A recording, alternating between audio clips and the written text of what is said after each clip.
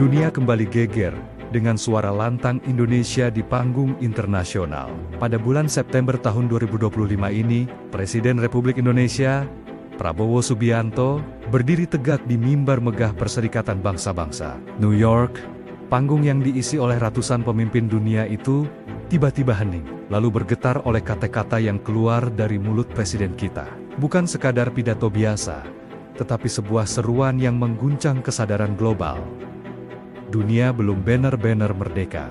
Selama rakyat Palestina masih hidup di bawah penjajahan, selama hak-hak mereka masih dirampas, dan selama keadilan masih dipermainkan oleh kepentingan negara besar. Kata-kata itu sederhana, tapi dampaknya luar biasa. Ruangan sidang yang semula kaku, berubah menjadi lautan tepuk tangan. Delegasi dari Timur Tengah berdiri, memberikan apresiasi. Perwakilan dari Afrika dan Amerika Latin ikut berdiri. Bahkan beberapa diplomat Eropa tampak mengangguk dengan penuh penghormatan. Media internasional langsung menulis headline besar, Indonesia Revives Global Moral Leadership. Bayangkan, saudara-saudaraku, setelah sekian lama Indonesia jarang jadi sorotan di forum dunia, kini kita kembali diperhitungkan sebagai suara moral yang berani. Suara bangsa yang tidak bisa dibungkam oleh kepentingan global.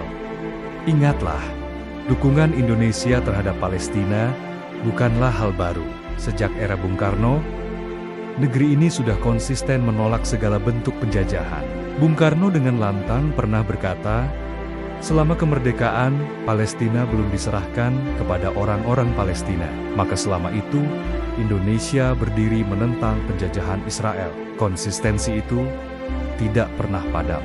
Dari Soeharto, Gus Dur, Megawati, SBY, Jokowi, hingga kini Prabowo, kita selalu teguh berdiri di sisi Palestina.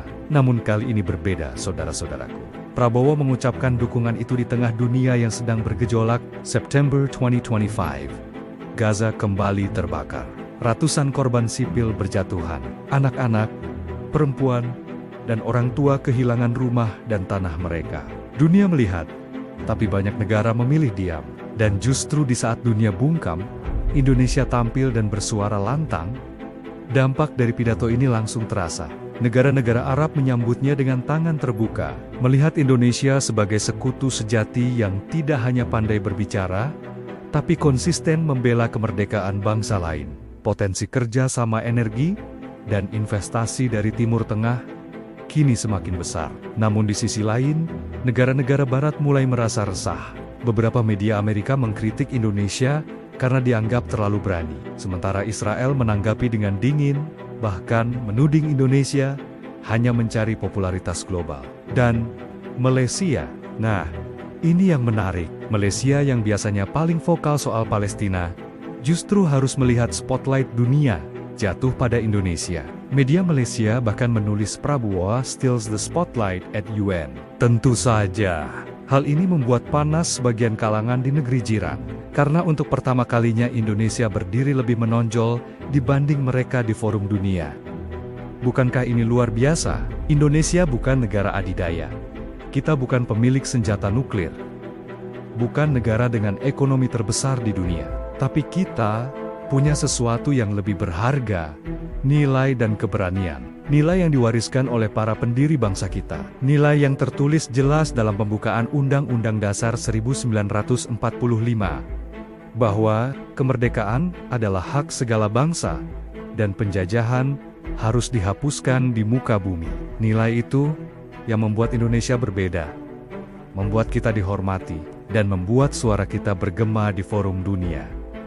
Namun, kita juga harus jujur, pidato ini hanyalah awal. Tantangan ke depan jauh lebih berat.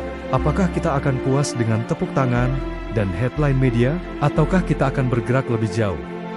Menjadi mediator yang aktif, menjembatani dialog, menggalang kekuatan gerakan non-blok, bahkan mendorong resolusi baru di PBB. Jika itu bisa dilakukan, maka Indonesia tidak hanya akan dikenal sebagai bangsa yang pandai berbicara, tetapi juga sebagai bangsa yang mampu membawa perubahan nyata bagi perdamaian dunia.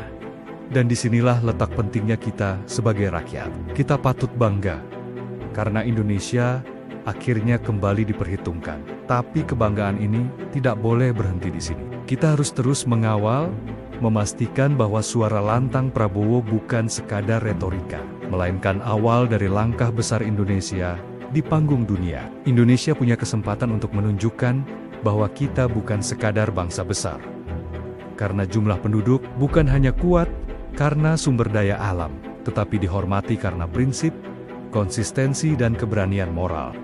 Ingatlah, Indonesia sudah bicara, dunia sudah mendengar.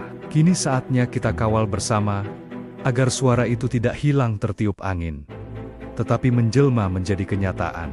Bangkitlah Indonesia, tunjukkan bahwa kita adalah bangsa yang bukan hanya besar di atas kertas, tetapi bangsa yang benar-benar punya martabat, konsistensi, dan keberanian untuk melawan ketidakadilan di muka bumi. Indonesia untuk dunia, Indonesia untuk keadilan, Indonesia untuk kemanusiaan. Sekarang, saya ingin lemparkan pertanyaan untuk kalian semua, para penonton setia Politika Nusantara. Apakah kalian bangga melihat Indonesia kembali bersuara lantang di PBB? Menurut kalian, apakah langkah Prabowo ini akan memperkuat posisi kita di dunia? Atau justru bisa memicu tantangan baru dengan negara-negara besar yang punya kepentingan? Dan kalau kalian yang menjadi diplomat Indonesia, strategi apa yang akan kalian usulkan agar dukungan pada Palestina tidak berhenti di kata-kata, tapi benar-benar menjadi kekuatan perubahan nyata? Tuliskan jawaban kalian di kolom komentar. Saudara-saudaraku, karena politik luar negeri bukan hanya urusan istana atau kementerian, tetapi cerminan dari aspirasi rakyat. Tekan tombol like, bagikan video ini agar semakin banyak yang ikut berdiskusi.